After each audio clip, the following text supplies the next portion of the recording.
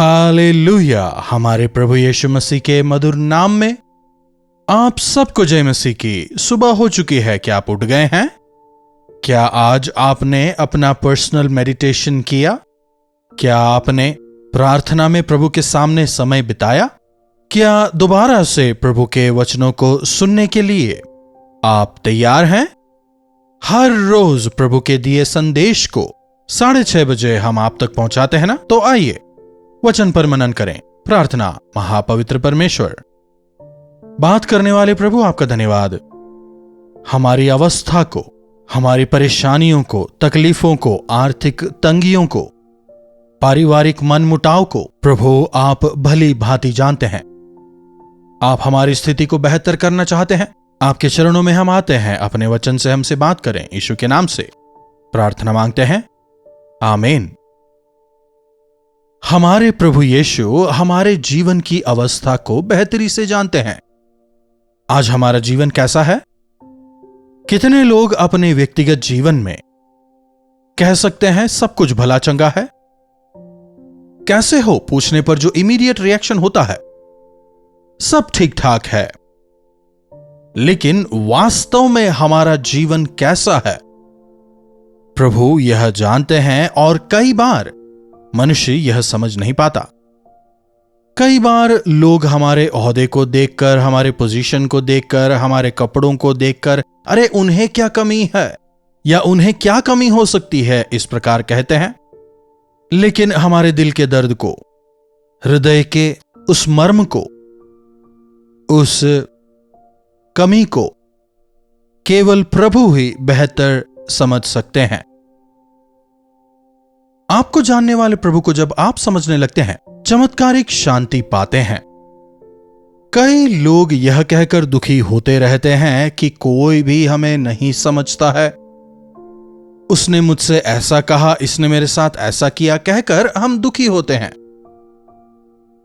जो हमारी सहायता कर सकते हैं, जो हमें तसल्ली दे सकते हैं, जो हमें बेहतरी से समझते हैं, उन प्रभु यीशु के सानिध्य में यदि हम प्रार्थना करना सीख लें, यदि उनसे कहना सीखें, हर परेशानी में हम तसल्ली पाने पाएंगे, हमारी जरूरतें पूरी की जाएंगी।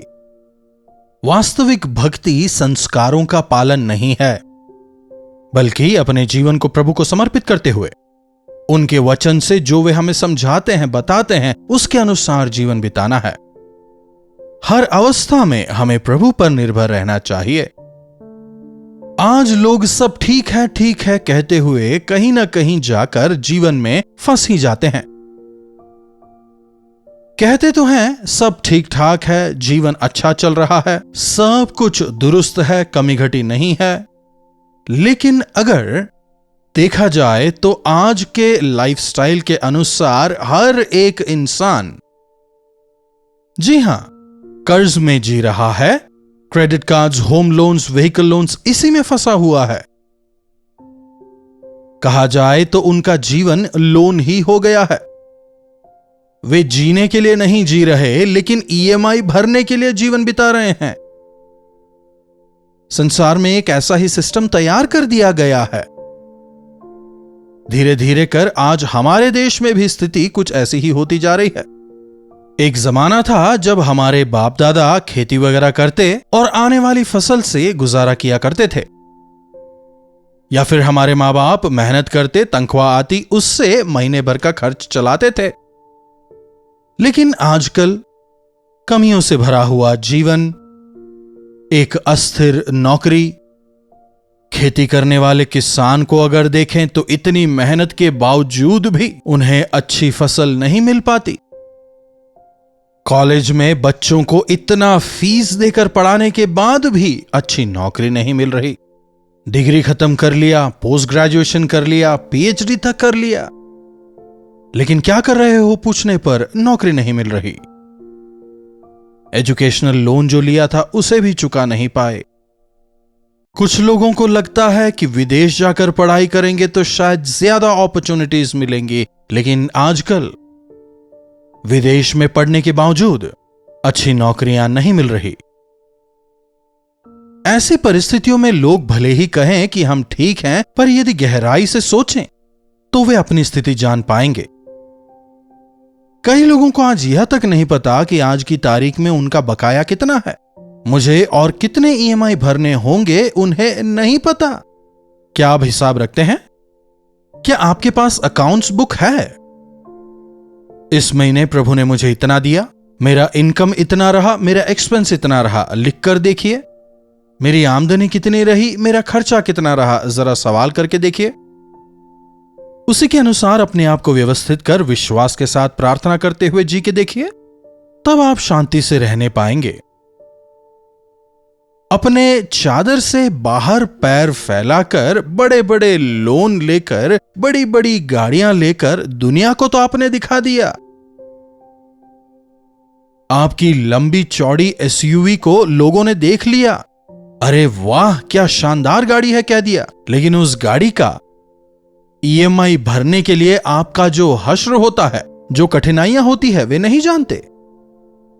अरे पता नहीं क्यों जाकर के मैंने इस गाड़ी को खरीद लिया, इसका इंश्योरेंस ही इतना महंगा आता है, इसका ईएमआई मैं नहीं भर पा रहा। कई लोग परेशान हो रहे हैं।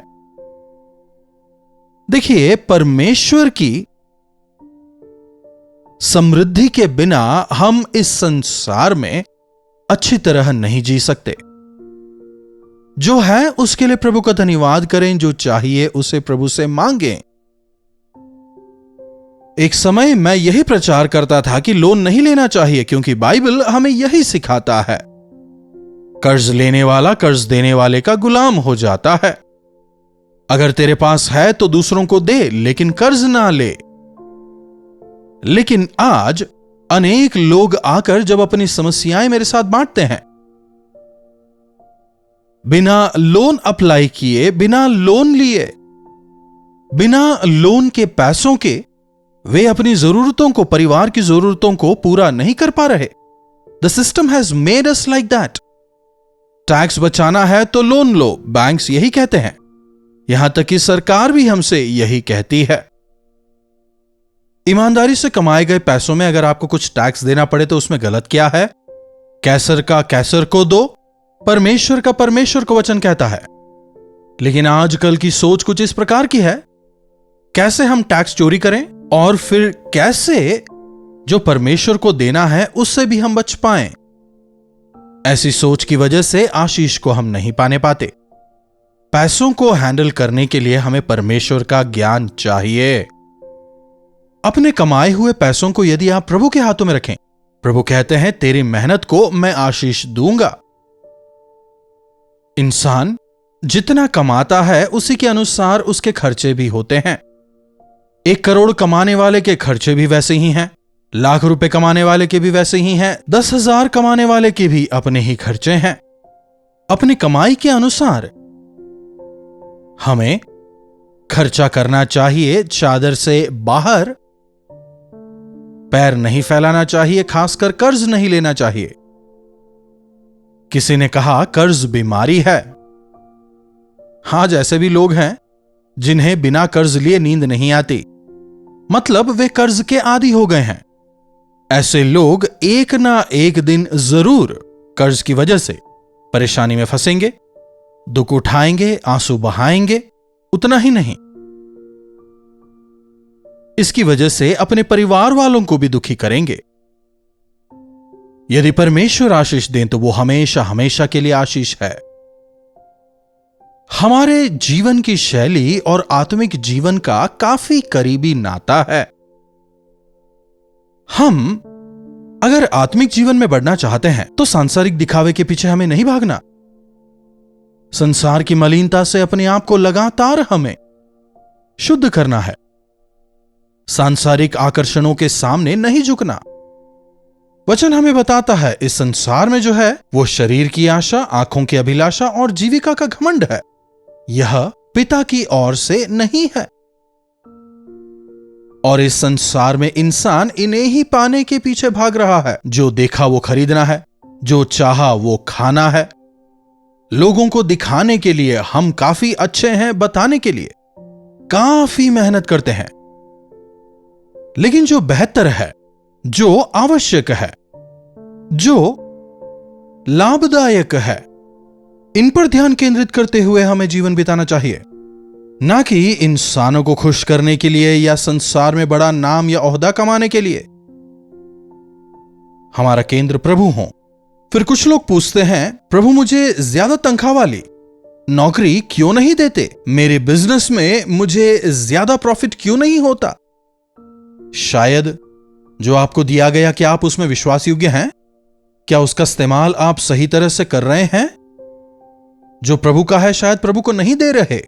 जो सरकार का है शायद आप सरकार को नहीं दे रहे। मिसयूज करते हैं, बर्बाद करते हैं, अनावश्यक चीजों के पीछे उन्हें खर्च कर रहे हैं। किसी को 5 सिक्के दिए, किसी को 2 सिक्के दिए, किसी को 1 ही सिक्का दिया। क्या पूछ रहे हैं ऐसे क्यों किया?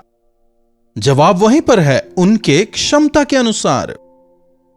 हां, ये 5 सिक्कों का इस्तेमाल कर सकता है, इसमें इतनी समझ और क्षमता है, ये इसे बढ़ा सकता है, इसलिए उसे 5 दिया।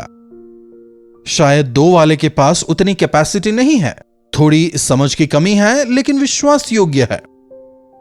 शायद उसके पास मौके कम हैं, इसीलिए उसे 2 ही दिया। और फिर जो तीसरा है, उसमें बिल्कुल भी कृतज्ञता नहीं है, परमेश्वर का सम्मान नहीं करता है।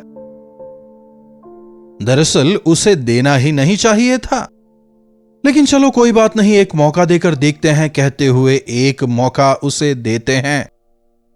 उस व्यक्ति ने जो मिला उसे भी बर्बाद कर दिया। प्रभु कहते हैं, जिसके पास है उसे और दो, जिसके पास नहीं है उससे वो भी ले लो।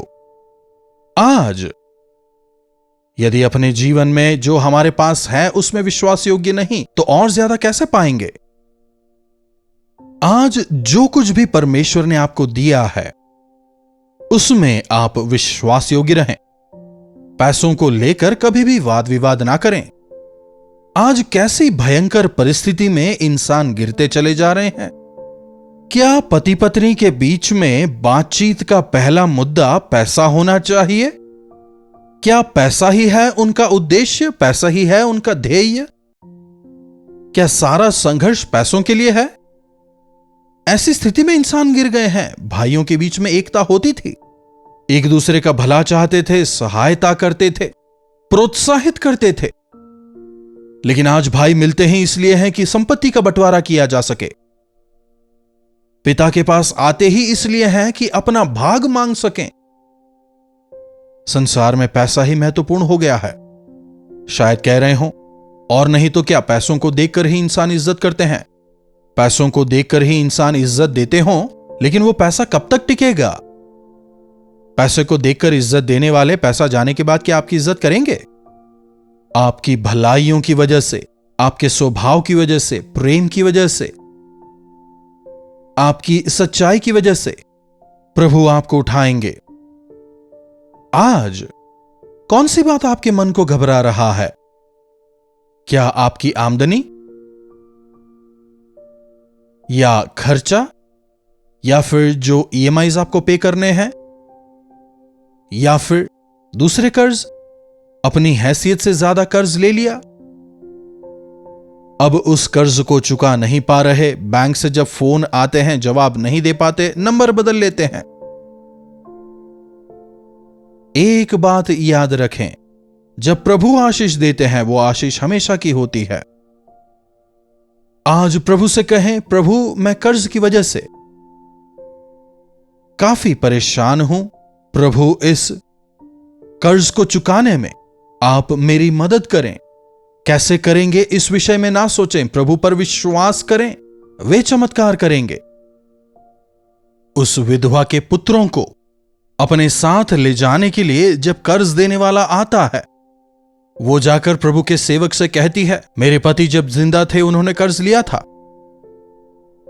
अब वो कर्ज देने वाला मेरे बच्चों को लेने के लिए आया है। प्रभु का सेवक कर्ज चुकाने के लिए अपने पास से पैसे नहीं देता, लेकिन उस विधवा से पूछता है, तेरे पास क्या है? थोड़ा सा तेल है। कहता है, उस तेल को बर्तनों में भर दे। जब वो कहना मानती है तो क्या होता है? उस थोड़े को परमेश्वर आशीषित करते हैं। कर्ज से बाहर आकर अपने बच्चों को वो बचा पाती है, अपना कर्ज चुका पाती है, और तेल का व्यापार करने वाली वो हो जाती है। परमेश्वर के कार्य हमारी समझ से बाहर होते हैं। जब वे आशीष देते हैं, हम बढ़ते जाते हैं। उस विधवा की कुप्पी में कभी तेल खत्म नहीं हुआ, उसके घर में कभी आटे की कमी नहीं हुई। पूरे अकाल के दौरान उसके पास भरपूरी थी। यही होता है प्रभु के आशीष का तरीका। अपनी आमदनी को प्रभु के हाथों में दें। प्रभु, यही है मेरे पास, इसे आशीष दें। समझदारी से इसका उपयोग करने में मेरी मदद करें। पूरे खर्चे के बाद भी आप पैसा बचाने पाएंगे। जब हम पैसों की सोच से बाहर आने पाते हैं, क्या होगा कैसे होगा इस बात को लेकर हम चिंतित नहीं होते, शांति समाधान से रहने पाते हैं, प्रभु के साथ अधिक समय गुजारने पाते हैं, लाभकारी चीजों में समय बिताने पाते हैं। ऐसी कृपा प्रभु हम में से हर एक को दें। प्रार्थना में अपने स्वरों को झुकाएं। महापवित्र पिता परमेश्वर, प्रभु, एक बार फिर से अपने वचनों द्वारा हमसे बात करने के लिए हम आपके शुक्रगुजार हैं। प्रभु, इस संसार में केवल आप ही हमारा आसरा हैं। हम केवल आप ही पर पूरी तरह विश्वास कर सकते हैं, आश्रित रह सकते हैं। केवल आप ही हैं जो हमारी हर एक अवस्था को पहचानते हैं और जरूरत के अनुसार उन्हें पूरा भी कर सकते हैं।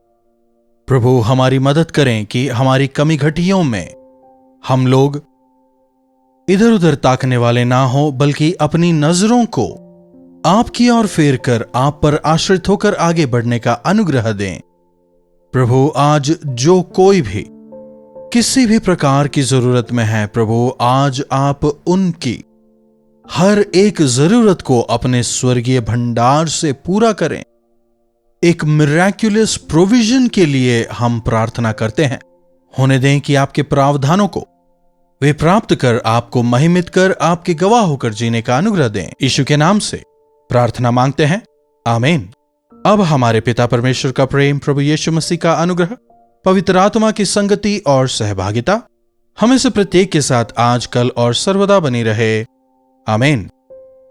प्रभु परमेश्वर की महिमा हो। अपने प्रार्थना विषयों को आप हमें 9884907779 पर व्हाट्सएप वॉइस मैसेज या फिर टेक्स्ट के द्वारा भेज सकते हैं। प्रभु चमत्कारिक तौर पर आपके प्रार्थनाओं के जवाब को देंगे। यदि आपने चैनल को सब्सक्राइब नहीं किया है तो सब्सक्राइब करें। आप कौन से शहर से हमारे साथ जुड़ रहे हैं, कमेंट सेक्शन पर आएं और अपने बारे में, अपने शहर के बारे में हमें अवश्य बताएं। आपसे जुड़कर, आपके बारे में जानकर हमें प्रसन्नता होगी। अगर आप पहली बार हमसे जुड़े हैं तो अपनी तस्वीर भी हमें अवश्य भेजें। हमारे दोनों नए कार्यक्रमों को आप देख रहे हैं ना, अवश्य देखें। इन्हीं वचनों के साथ आज मैं आपसे विदा लेना चाहूंगा। प्रभु आप सबों को आशीष दें। कल्वरी दर्शन, ये है प्रेम के दर्शन, यीशु प्रेम के दर्शन।